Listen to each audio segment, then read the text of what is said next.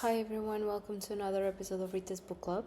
This week I'm reviewing God of Fury by Rina Kent. This is the fifth book of the Legacy of God series, and I've been very curious to read this one. I've seen a lot of reviews of it online, and I got curious about Brandon and Nikolai, so my expectations for it were pretty high, to be honest with you. Brandon is not attracted to men, or so he thought before he slammed into Nikolai Sokolov. Mafia hair, notorious bastard, and a violent monster. An ill-fated meeting puts Brandon in his path, and just like that, he has his sights set on him. For Nikolai, Brandon is a quiet artist, a golden boy, and its enemy's twin brother. He doesn't seem to care about that the odds are stacked against him. In fact, he sets out to break Brandon's steel-like control and blur his limits.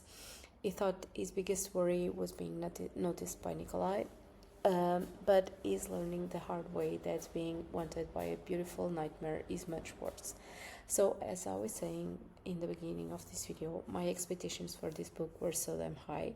I saw so many good reviews of it, and in a lot of moments my expectations were met. The only problem for me was that even though this can be read as a standalone, there were so many moments that happened off page in the other books that I was a bit lost in a few critical moments. In fact, I was more curious to read the other books in order to understand a bit better a few moments that were connected with Brandon and Nikolai's story.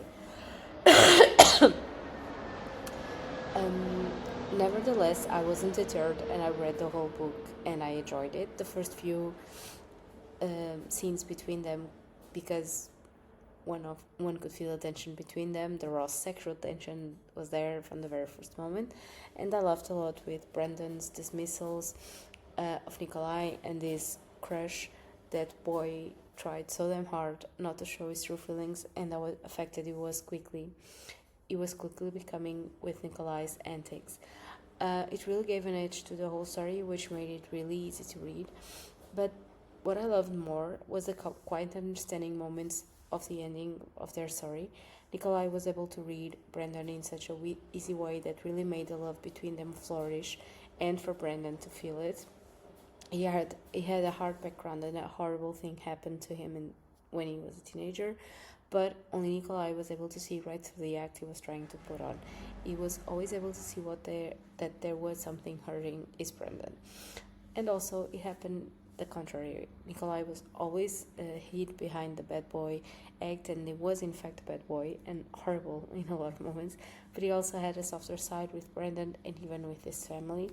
I think the author focused so many plot moments trying to show how psychotic he was, but the moments when we see his humanity are my favorite. Don't get me wrong, Nikolai is totally crazy, but he's also more than that. He has layers like an onion, and his love for Brandon is a way to show it to the world. He kind of reverses back to being a soft, kind kid that loves being taken care of that really makes his character so interesting. One of the things that I wasn't expecting to love was the sibling relationship between Brandon and Landon.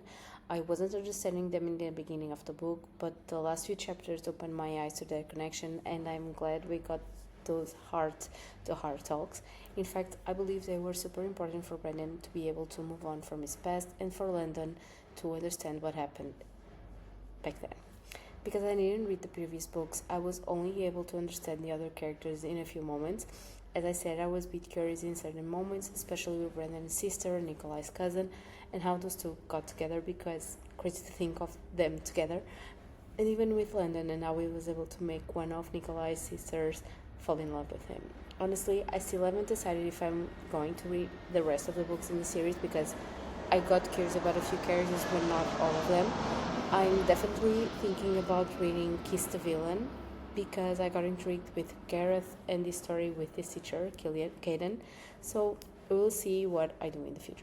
As always, if you like this video, you can like, comment, and subscribe to my channel.